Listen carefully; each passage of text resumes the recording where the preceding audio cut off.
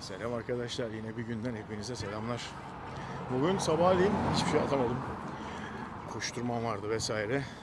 Dedim bari akşamleyin idmana doğru giderken bir şeyler atayım. Sohbet edeyim sizle biraz. Bugün bir tane blog yazısı yazdım web sayfamda.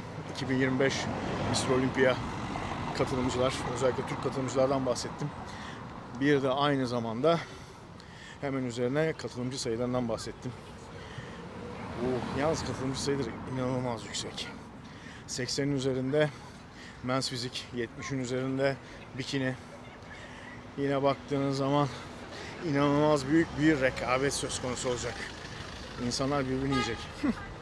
Ama tabii ne kadar iyi olacak hep beraber oturup izleyeceğiz. Yayın yapacak mıyım? Bir platform üzerinden yaparım belki. Ama bilmiyorum hangi platform üzerinden yapacağımı. O da ayrı bir konu. Her yıl zaten yapıyorum arkadaşlar. Bildiğiniz üzere.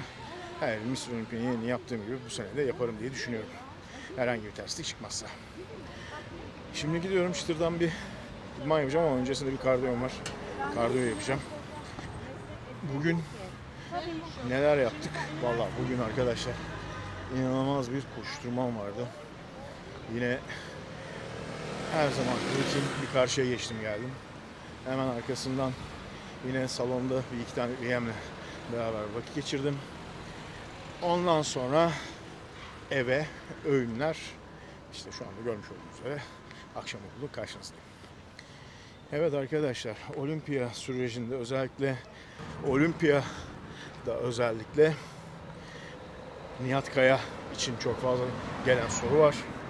Bununla beraber Mustafa Yıldız hakkında gelen soru var. Gülşah hakkında gelen soru var. Bu süreç akabinde Tunağan işte tekrardan yarışacak mı, yarışmayacak mı? Ne olacak, ne diyecek? Arkadaşlar hala bütün yarışmacının dünya genelinde olimpiya bileti kestirme hakkı var. Daha tam stage'ler bitmedi. Stage'lerin bitmesine de var. Bu yüzden sürekli zaten fikstür ve katılımcılar güncelleniyor. Ve sonunda da rekabet düzeyine baktığımız zaman da dünya genelinde ne olacak diye soracak olursanız men's fizikte ne olur? İşte diğer klasmanlar ne olur?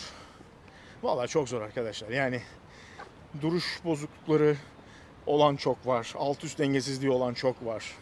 Evet. Yani anlayacağınız arkadaşlar, Tunağan Güler tekrar girer mi girmez mi? İşte şu anda katılımcılar ne yapıyor açıkçası Türkiye'de pek bir fikrim yok.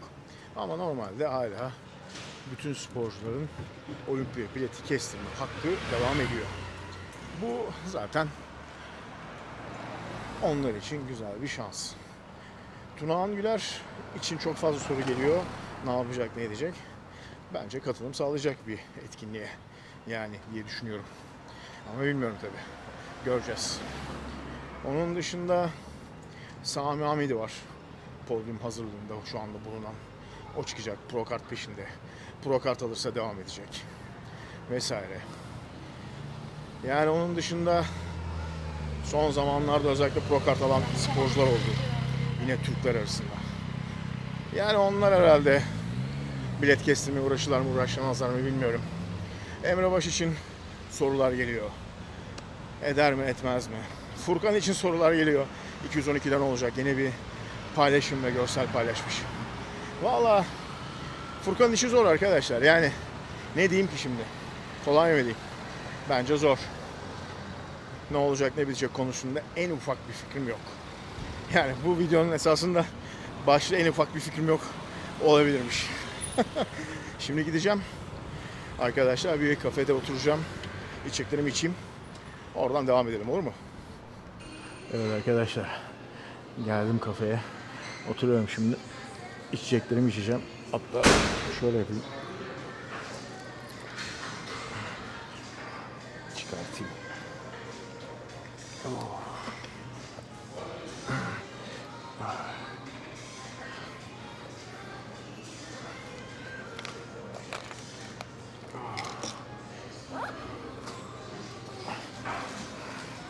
Evet, pre-workout'umu içeceğim. Sonra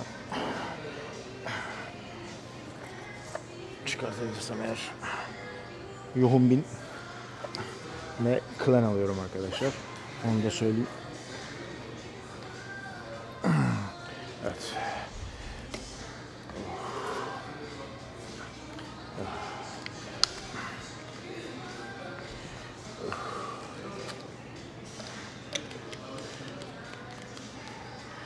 Yoğun bin.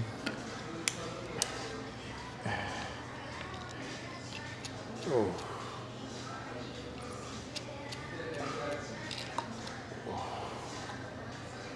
Şöyle hatta göstereyim, görüyor musunuz bilmiyorum ama evet. Ellerim felaket kötü arkadaşlar bu arada. Bayağı kötü. Hem sedef rahatsızlığıyla beraber hem de ağırlık çalışmalarımla beraber inanılmaz bir şekilde sıkıntılı bir durum söz konusu. Şunu şöyle alıyoruz ve şöyle atıyoruz. Evet. Neden? Çünkü ellerim çok fazla hasar gördüğü için sevgili dostlar.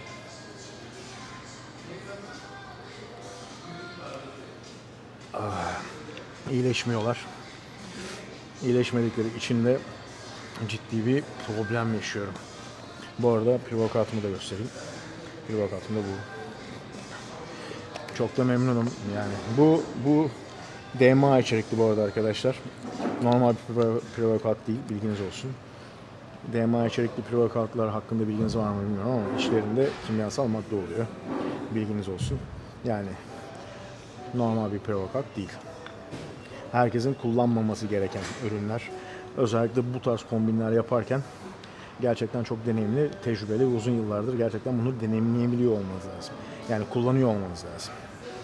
Deneme yanılma yöntemiyle vücudunuzun tepkiler verdiğini iyi biliyor olmanız lazım.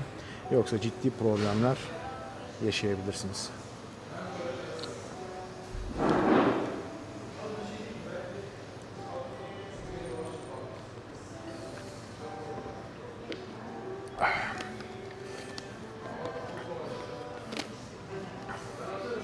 Hiç unutmuyorum, bir gün buradan salondan çıktım.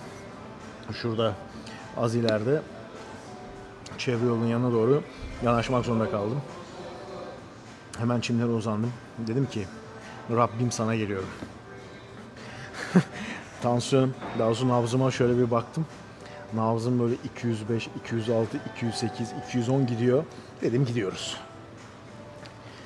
Sonra belli başlı stratejilerle arkadaşlar normal haline çekmeye çalıştım. Normal halden kastım %80'lere, %75'lere. Bu arada duruyorum. Ama işte o süreç bayağı bir meşakkatli bir süreçti ve gerçekten sıkıntılı bir süreçti arkadaşlar. Tavsiye ediyor muyum? Kesinlikle etmiyorum. Kesinlikle bu tarz şeylere bulaşmamanızı tavsiye ederim. Hatta. Hocam ama işte kullanıyorsun filan. Arkadaşlar kullanıyorum. Kaç yaşına gelmişim, kullanıyorum yani. Aleni olarak da size kullanın diyemem maalesef ki. Bu arada bu da ice latte. Laktozsuz sütlü arkadaşlar. Biraz da kafein alıyoruz yani, anlayacağınız. Bu geldiğim yer güzel. Neden güzel? İstediğim miligramda kafein koyuyor içerisine, yani kahve koyuyor. Bu da esasında rutinimi tamamlamamı sağlıyor. Ekstra bir kafein hapı vesaire de almama gerek kalmıyor. Belli başlı deniyorlar veyahut da haterlar yazacaklar. Bütün düğmelere basıyorsun hocam tek seferde diyenler var. Esasında değil. Çünkü neden değil?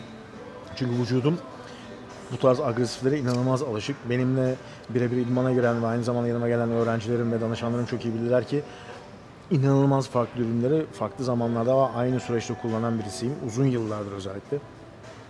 Bunun amacı esasında o adrenali ve o stresi ve o vücuda gelen o negatifliği çok seviyorum. Yaşadığımı hissettiriyor bana. Doğru mu peki yaptığım şey? Kesinlikle değil. Onu şimdiden söyleyeyim, yani kesinlikle değil. Tavsiye ediyor muyum? Bakın üstüne basa basa video başladı. Yani şurada oturduğumdan dakikadan beri aynısını söylüyorum.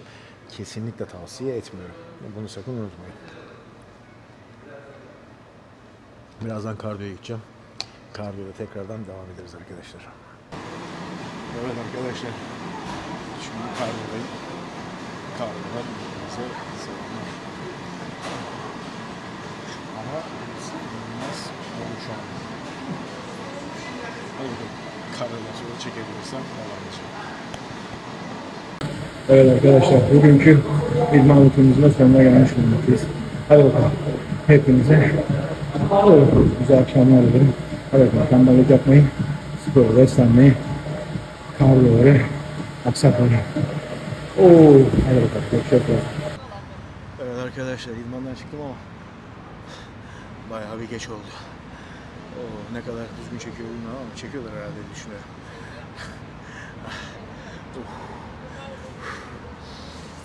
Evet. Evet arkadaşlar, çantamızı aldık. Artık gidelim. Güzel bir istirahati hak ettim bugün. Bu kadar koşturmanın üzerine gerçekten iyi geldi bu idmanda, kardiyosu vesaire.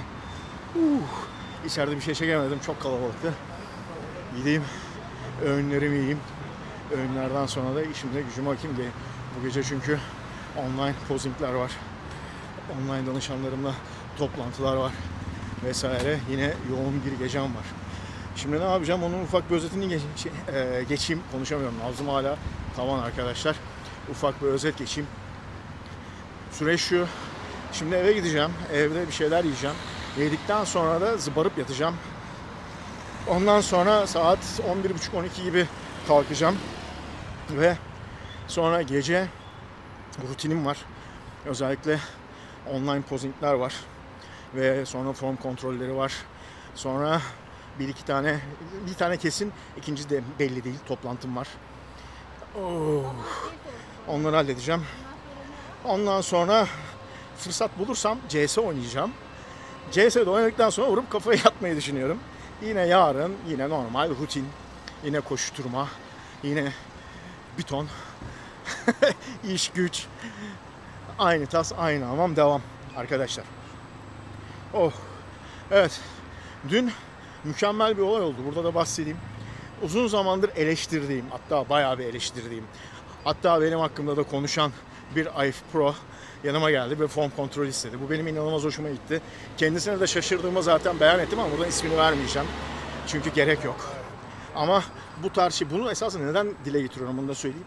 Bu gerçekten çok hoşuma gitti. Yani bu yaklaşım inanılmaz. Çünkü beni tanıyanlar bilir, benim herkese kapım açık arkadaşlar. Ya gelip form kontrolü yaptırabilirsin. Bu kimsenin hiçbir tarafından bir şey eksiltmez. Ama kalkıp da bunu yaptıktan sonra belli başlı karaktersizler gidip ya ben o adamı tanımıyorum falan diyenler de var. Ama emin olun Türkiye'nin neredeyse yarısı elimden geçmiştir arkadaşlar. Bilginiz olsun. Ama yapacak bir şey yok.